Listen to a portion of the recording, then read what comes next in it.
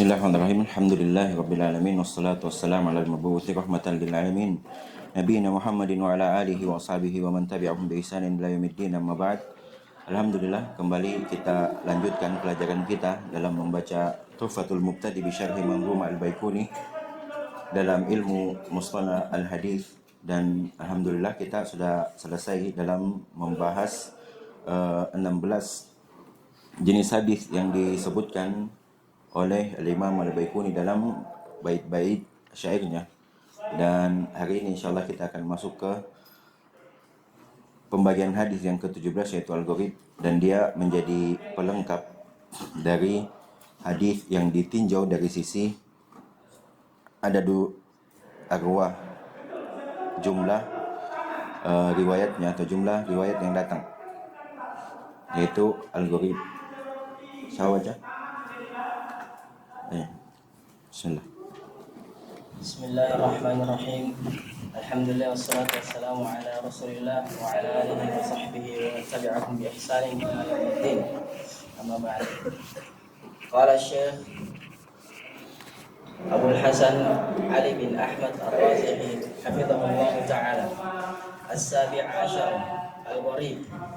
ثم انتقل الناظم إلى القسم السابع عشر في منظومته وهو الحديث الغريب، وكان الأصل أن يذكر مع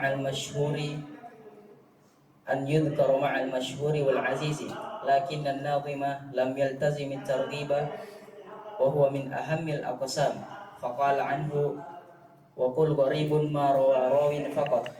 طيب. Berkata Asy-Syaikh Hafizahullah Ta'ala yang ke-17 adalah Al-Gharib, dan kemudian intaqala an-nazim al-qism as-sabi'a asyara fi manzumatihi wa huwa al-hadits al-gharib. Kemudian Imam Al-Baikuni berpindah dalam menjelaskan, dalam menyebutkan jenis yang ke-17 dalam manzumah beliau ini, yaitu adalah hadis al-gharib.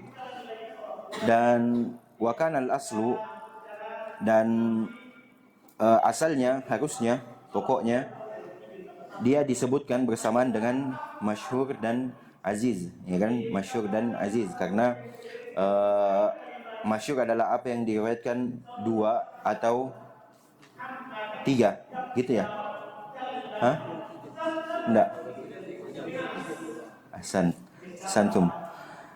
Masyhur adalah 3 lebih. Kalau aziz adalah 2 atau 3. Gharib ini akan disebutkan dia 1. Akan tetapi An-Nazim, Imam Al-Baikuni tidak mengharuskan at-tartib dalam manzumah ini. Beliau tidak mengharuskan berurutan, susunannya bagus, tidak. Makanya kadang kita dapati 2 disebutkan di awal, sementara yang satunya disebutkan di bagian akhir. Padahal harusnya bahasannya adalah dia berurut. Tapi beliau tidak mengharuskan itu dalam syair beliau. Wa huwa minal aqsam wa huwa min ahammil aqsam, dan dia termasuk di antara jenis yang paling pentingnya. Maka beliau berkata wa kul gharibun ma rawin faqat, dan katakanlah gharib itu apa yang diriwayatkan oleh seorang rawi saja. Lanjut. ثم قال حفظه الله قوله وقل أي أيها المعلم والمتعلم في تعريف الحديث الغريب اصطلاحا ما روى أي نقل راو فلم يشاركه فيه أحد وإنما رواه وحده فقط منفردا به في أي موضع وقع التفرد من السند. Baik, selanjutnya kata beliau qauluhu wa qul, ai katakanlah, ayuhal muallim wal muta'allim, wahai al-muallim pengajar, wal muta'allim talib guru, katakanlah dalam mendefinisikan hadis al-gharib secara istilah adalah ma rawa ai naqala, apa yang dinukil, rawin, seorang rawi, falam yusyarikhu fihi ahad, berarti tidak ada yang berserikat dengannya dalam meriwayatkan. Hanya dia yang meriwayatkan, gitu sederhananya. Hanya dia yang meriwayatkan, hanya seorang saja yang meriwayatkan, berarti disebut hadis gharib. Wa inna ma rawahu wahdahu, itu dia. Faqat munfaridan bihi, ia bersendiri dalam meriwayatkan hadis tersebut. Fi ayyi mawdi'in waqa'at tafarrudi minas sanad, di mana saja yang terjadi bersendirian seorang rawi dalam sanad. Maksudnya bisa yang bersendirian ini adalah seorang sahabat, bisa yang bersendirian ini adalah seorang tabi'i, bisa yang bersendirian ini adalah tabi'ut tabi'i, tetap dikatakan hadis gharib. Karena sebagaimana yang sudah kita ulang-ulang, yang sedikit dalam ilmu ini menghukumi yang banyak. Jadi sekalipun yang meriwayatkan sebuah hadis itu, contoh misalkan seorang tabi'i saja, tapi dari sahabat misalkan ada banyak, lebih dari 3. Tapi yang meriwayatkan dari kelompok tabi atau tingkatan tabi hanya seorang saja, kemudian tabi'ut tabi banyak lagi yang meriwayatkan, maka ini tetap disebut hadis gharib. Makanya dia disebutkan fi ayyi maudin waqa'at tafarrud minas sanad. Jadi dimanapun dia, tidak mesti sahabat yang bersendiri, tidak mesti tabi'in yang bersendiri, tidak mesti tabi'ut tabi yang bersendiri kemudian dikatakan gharib. Tidak, di mana saja terjadi bersendirinya seorang rawi dalam meriwayatkan, maka dia cukup dihukumi atau disebut sebagai hadis gharib. Lanjut. Wa hasilu ma dzakarahu anna al-ghariba ma rawahu rawin wahidun wal muradu falam yusharikhu ahadun fi riwayatihi lidzalika al-hadits. Kesimpulan dari apa yang disebutkan oleh Imam Al-Baiquni, kata Syekh Abdul Hasan hafizahullah taala, bahwasanya gharib itu apa yang sebuah riwayat itu diriwayatkan hanya dari seorang rawi saja, dan yang diinginkan adalah tidak ada serikat seorang pun dalam meriwayatkan hadis tersebut. Lanjut. Wal haddul mu'tabar lughatan huwa yaduru ma'nahu 'ala al-bu'di wan na'yi wal infirad, wa yuqal kalamun gharibun idza kana ghamidan aw ba'idan 'anil fahmi. Kemudian kata beliau, definisi yang dianggapnya, yang baiknya secara bahasa adalah berputar pada makna di atas al-bu'd wan na'i. Sama artinya itu, yang jauh. Wal infirad, bersendiri, dan dikatakan kalamun gharibun idza kana ghamidun aw ba'idan anil fahm. Dikatakan kalam, sebuah ucapan yang gharib, kita artikan biasa apa, asing ya. Bisa juga. Kalam yang gharib itu apabila ghamidun, tidak jelas, dia tertutupi. Au ba'idan anil fahm, atau sulit dipahami, jauh dari pemahaman. Itu secara bahasa dalam mendefinisikan gharib. Lanjut.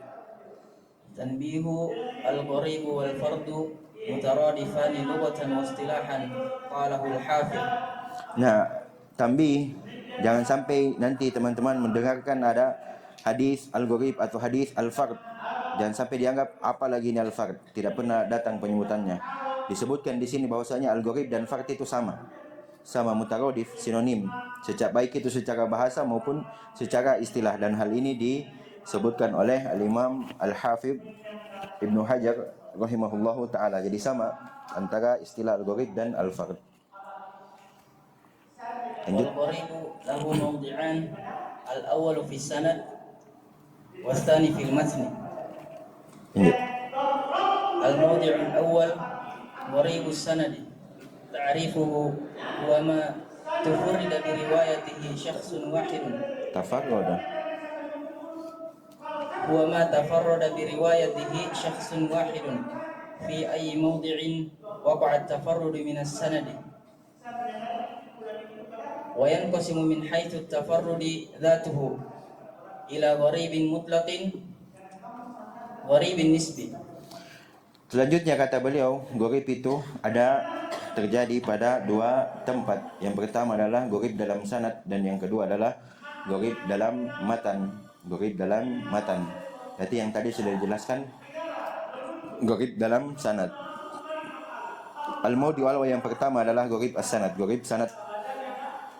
Definisinya adalah apa yang bersendiri, apa yang seorang rawi bersendiri dalam sebuah riwayat di manapun dari tempat bersendirinya dia dalam sanad, dan ia terbagi menjadi dari sisi at-tafarrud datuhu, datnya yang bersendiri terbagi menjadi dua, gharibun mutlak wa gharib nisbi. Penjelasan ringkasnya bahwasanya gharib mutlak itu dari semua rawi dalam sanad itu memang ia bersendiri. Kemudian gharib nisbi itu terkadang sebagaimana yang sudah kita tuliskan di pertemuan sebelumnya, hadis apa itu, innamal a'malu binniyat, dari Umar bersendiri, terus setelahnya bersendiri, terus selain daripada itu ada banyak. Jadi gharibnya dia di tempat tertentu. Misalkan dalam sebuah riwayat bersendiri seorang tabi'i, terus yang lainnya banyak periwayatannya, maka disebutkan bahwasanya gharib dari sisi tabi'i. Itu gharib nisbi, bukan gharib mutlak. Kalau gharib mutlak, semua rawi dalam sanadnya itu dia bersendiri. الغريب المطلق هو ما وقع التفرد فيه في أصل السند من جهة الصحابي. أصل السند يعني مدارها الوحيد حيث لا متابع له الذي إلى جهة الصحابي، وذلك كتفرد التابعي الذي لا متابع له عن الصحابي. وقد يستمر التفرد بعد التابعي في تابع التابعين، وهكذا. وقد ينقطع بحصول المتابع. Kan kaidahnya kan kebanyakannya fiil, kemudian setelahnya jar majrur atau dzaraf, kebanyakannya, bukan mutlak majhul, kebanyakannya. Jadi disesuaikan saja, cocok enggak dia jadi majhul atau enggak. Di sini enggak yang qati. وقد ينقطع بحصول المتابعة لتابع التابعي فمن بعده. Selanjutnya kata beliau, setelah membagi gharib mutlak dan nisbi, beliau menjelaskan al-gharib mutlak. Dia adalah apa yang terjadi bersendirinya seorang rawi dalam asal sanad dari sisi sahabat. Dan kata beliau, aslus sanad apa itu? Yakni madaruhu al-wahid. Perputaran satu-satunya perputaran haitsu la mutabi'a lahu, ketika tidak ada yang mengikutinya. Sama saya dia yang bersendiri dalam meriwayatkan hal tersebut, maka dia disebut sebagai aslus sanad. Alladzi ila jihati sahabi, yang dia dari jihah arah sahabat atau sisi sahabat. Yang demikian itu seperti bersendirinya seorang tabi'i yang tidak ada mengikutinya dari sahabat, dan terkadang bersendiri setelah tabi'i dalam mengikuti tabi'i, dan demikian seterusnya. Yang sudah kita jelaskan tadi, maksudnya dari sahabat hanya satu yang meriwayatkan, terus tabi'i hanya satu lagi, terus tabi'ut tabi'i satu lagi. Tidak ada yang lain, hanya satu saja. Qad yang qati'u, kadang terputus apanya ini? At-tafarrud, bersendirinya. Kadang terputus bersendiriannya seorang rawi itu bihusulil mutaba'ah li tabi'it tabi'i faman ba'dahu, dengan adanya yang mengikuti dia dari sisi tabi'ut tabi'in dan orang yang setelahnya. Jadi kadang sebuah hadis diriwayatkan oleh sahabat dan hanya satu orang sahabat yang meriwayatkan. Kemudian yang meriwayatkan dari sahabat ini adalah tabi'in, hanya satu tabi'in yang meriwayatkan dari beliau. Kemudian dari tabi'ut tabi'in meriwayatkan dari tabi'i, hanya satu juga. Adapun setelahnya itu nanti sudah banyak. Itu maksudnya wayang kotiu bihusuli waqad yang kotiu bihusulil mutaba'ah. Kadang terputus dengan adanya yang meriwayatkan lebih dari satu setelah atau dari tabi'ut tabi'i atau setelah tabi'ut tabi'i. Baca contoh. ثم قال حفظه الله مثاله قال البخاري في صحيحه حدثني أحمد بن إشكاب حدثنا محمد بن فضيل عن عمارة بن القعقاع عن أبي زرعة عن أبي هريرة رضي الله عنه قال قال النبي صلى الله عليه وسلم كلمتان حبيبتان إلى الرحمن خفيفتان على اللسان ثقيلتان في الميزان سبحان الله وبحمده سبحان الله العظيم. Subhanallah, hadis ini menunjukkan atau memberikan pemahaman kepada kita akan kemudahan dalam Islam, menunjukkan akan rahmat Allah yang sangat besar terhadap kita dengan hanya beramal amalan yang kecil tapi dengan balasan yang sangat besar. Subhanallah, dan ini tidak kita dapatkan selain dari Islam ini.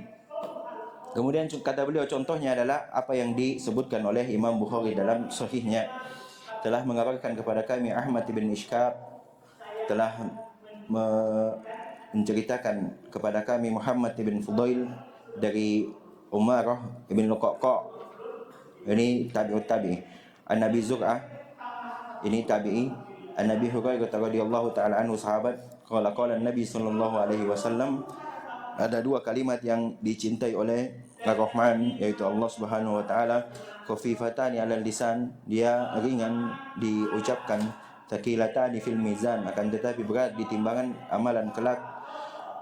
Apa itu? Subhanallahi wa bihamdihi subhanallahil azim.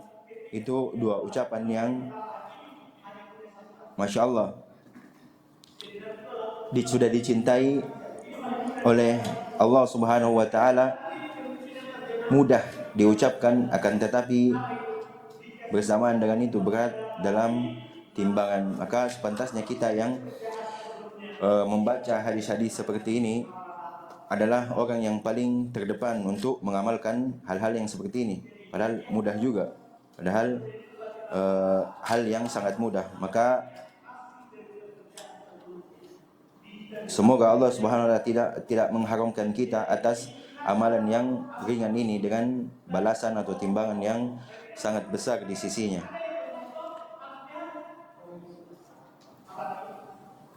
Selanjutnya belum baca. Coba baca. Qala Tirmidzi hasanun sahihun gharibun. Qala al-Hafiz wajhul gharabati fihi ma dzakartuhu min tafarrud Muhammad bin Fudail wa shaykhihi wa sahabiyahu. Ini dia syahid dari atau yang diinginkan dari contoh yang disebutkan oleh Syekh di sini. Berkata Imam At-Tirmidzi adalah hadis ini hasan sahih gharib. Kemudian berkata Al-Imam Al-Hafidh, sisi gharibnya dia adalah apa yang saya sebutkan dari bersendirinya Muhammad ibn Fudail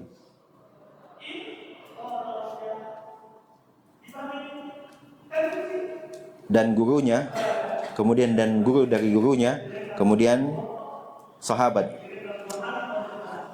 Berarti hadis ini diriwayatkan hanya dari satu sahabat, dari Abu Hurairah saja. Kemudian yang meriwayatkan dari Abu Hurairah hanya satu tabi'i, yaitu Abu Zur'ah saja. Kemudian yang meriwayatkan dari tabi'i ini, yaitu tabi'ut tabi'i, hanya Umarah ibn Al-Qa'qa' saja. Dan yang meriwayatkan dari Umarah ibn Al-Qa'qa' ini hanya Muhammad ibn Fudail saja. Jadi itu sisi syahid pembahasan tentang hadis gharib, sebagaimana yang disebutkan oleh Al-Hafidh di sini. Lanjut. Wal gharibun nisbi huwa ma waqa'a at-tafarrudu bihi fi asna'is sanad. Kemudian yang kedua adalah gharib nisbi. Gharib nisbi, dia apa yang terjadi bersendiriannya seorang rawi di pertengahan sanad. Lanjut. Misaluhu hadithu anna Nabi sallallahu alaihi wasallam na'a an-Najashi في اليوم الذي مات فيه فخرج بهم إلى المصلى وكبر 4 تكبيرات. رواه عن النبي صلى الله عليه وسلم أبو هريرة، جابر بن عبد الله، عمران بن حسين. ورواه عن أبي هريرة سعيد بن المسيب، أبو سلمة بن عبد الرحمن، أبو أمامة بن سهل، وعنهم جميعا الزهري، وعنه مالك بن أنس، عقيل بن خالد، صالح بن كيسان، يونس بن يزيد. Terus والحديث في أصله عزيز لكنه غريب بالنسبة لتفرد الزهري عن مشايخه، فهو غريب النسبي أي بالنسبة لهؤلاء التابعين الثلاثة انفرد به عنهم الزهري واشتهر عن الزهري، رواه عنه جماعة منهم من سبق ذكره. selanjutnya kata beliau, contoh dari Gharib Nisbi. Contoh dari Gharib Nisbi adalah hadis yang menyebutkan bahwasanya Nabi SAW mengumumkan An-Najashi fil yaumil ladzi mata fihi, mengumumkan kematian An-Najashi. Fa kharaja bihim ilal musalla, kemudian beliau keluar ke musalla, lapangan, wa kemudian bertakbir dengan 4 takbir, yaitu salat jenazah, salat goib ya. Dan hadis ini diriwayatkan dari Nabi SAW. Yang meriwayatkannya disebutkan di sini ada 3 sahabat, yaitu Abu Hurairah, Jabir ibn Abdullah, Imran ibn Husain. Kemudian yang meriwayatkan dari Abu Hurairah itu ada Sa'id ibn Musayyab, ada Abu Salamah bin Abdurrahman, ada Abu Umamah bin Sahal. Kemudian yang meriwayatkan dari 3 orang tabi'i ini, Sa'id bin Musayyab, Abu Salamah dan Abu Umamah, hanya 1 orang saja, Az-Zuhri. Hanya Az-Zuhri. Jadi Az-Zuhri meriwayatkan dari Sa'id bin Musayyab, juga meriwayatkan dari Abu Salamah, juga meriwayatkan dari Abu Umamah. Hanya beliau saja yang meriwayatkan dari mereka. Kemudian yang meriwayatkan dari Az-Zuhri setelahnya ada 4, ada Malik bin Anas, ada Malik bin Anas, Imam Malik, ada Uqail bin Khalid, ada Salih bin Kaisan, ada Yunus bin Yazid, Yazid. Maka hadis ini fi aslihi aziz. Asalnya dia aziz dari sisi sahabat karena diriwayatkan berapa? 3 orang. Kalau lebih dari 3 masyhur. Berarti dari asal sanad sini hadisnya adalah aziz. Akan tetapi gharib bin nisbati litafarrudi az-Zuhri an masyayikhihi. Akan tetapi ditinjau atau dilihat dari sisi bersendiriannya Az-Zuhri dari meriwayatkan dari para gurunya ini, maka dia disebut gharib nisbi. Karena bersendiriannya seorang rawi di tengah sanad, yaitu bin nisbati li haula'i tabi'in ats-tsalasa, ditinjau atau dilihat dari 3 tabi'in bersendirian dari meriwayatkan dari mereka Az-Zuhri bersendirian. Wa ashtahra aniz-Zuhri, kemudian masyhur dari Az-Zuhri. Kenapa disebut masyhur dari Az-Zuhri?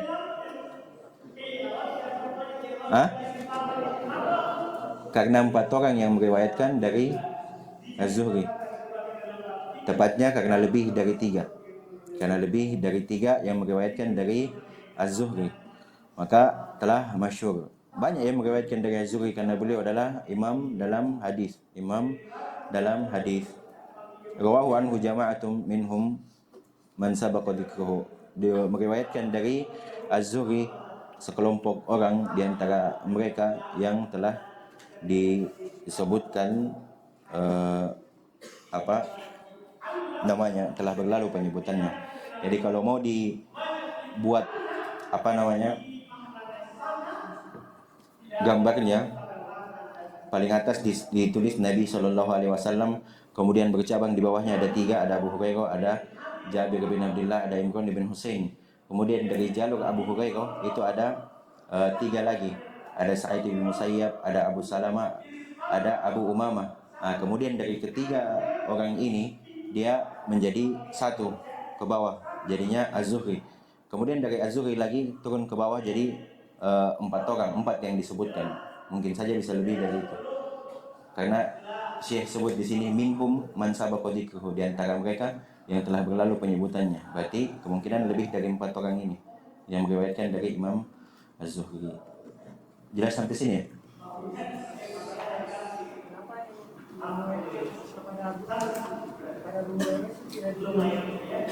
Kenapa yang meriwayatkan dari Abu Hurairah? Abu Hurairah ini Kenapa? meriwayatkan kepada tabiin sebenarnya 3 orang. Berarti diambil dari dia cuma dari dia saja? Tidak. Bisa jadi ada juga yang meriwayatkan lagi dari Jabir. Karena kalau mau ditulis itu bakalan segini mungkin bukunya.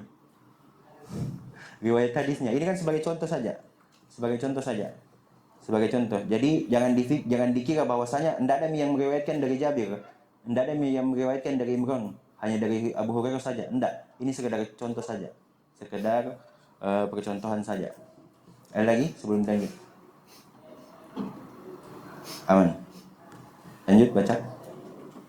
ثم قال حفظه الله: الموضع الثاني الغرابة في المتن، وهذا له تعلق في حد نظري بالسند إلا أنه ينحصر في قسمين. الأول غرابة المتن كاملا لتفرد الراوي مقبولا كان أو مردودا به. الثاني غرابة لفظة في المتن، وهذا يدخل فيه شذوذ لفظة في المتن أو نكارتها. Nakarat. Tayyib, selanjutnya kata beliau, tempat yang kedua adalah gharabah fil matan, gharib dalam matan. Dan ini ada hubungannya fi hadzin nadari, secara pengertian teori, bisanad, dengan sanad, ada hubungannya dengan sanad, illa annahu yanhasiru fi qismain, kecuali dia terbatas hanya dalam 2 pembagian saja. Yang pertama adalah gharib dalam matan secara menyeluruh,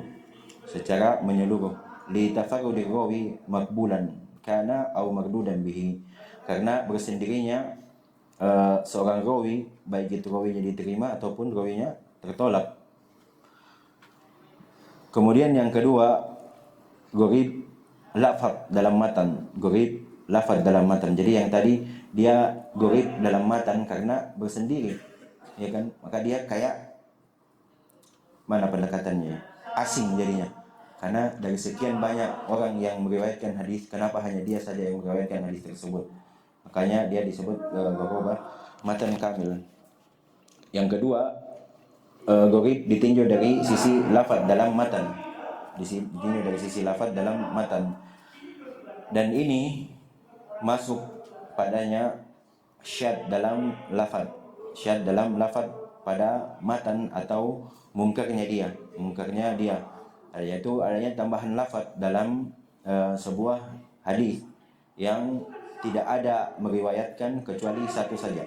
Jadi yang ini ada banyak datang riwayat tentang satu hadis, tapi di satu periwayatan yang banyak ini ada tambahan satu lafaz yang berbeda dengan riwayat yang lain. Ini disebut gharabah lafaz fil matan. Lanjut. حكم الغريب هو خاضع لقواعد القبول والرد، وسيأتي مزيد إيضاح في النوع الثالث والعشرين الفائدة الثانية. Baik, selanjutnya yang penting bagi kita untuk memahami adalah ketika mendengarkan hadis gharib, apa hukumnya? Hukum gharib kata beliau, dia tunduk pada kaidah-kaidah diterimanya sebuah riwayat dan ditolaknya ia. Dan hampir sama seperti yang telah berlalu, harus terpenuhi syarat-syarat hadis diterima. Jika tidak, maka ia tertolak. Dan akan datang tambahan penjelasan hal ini dari dalam jenis yang ke-23 pada faedah yang kedua. Akan datang nanti. Lanjut.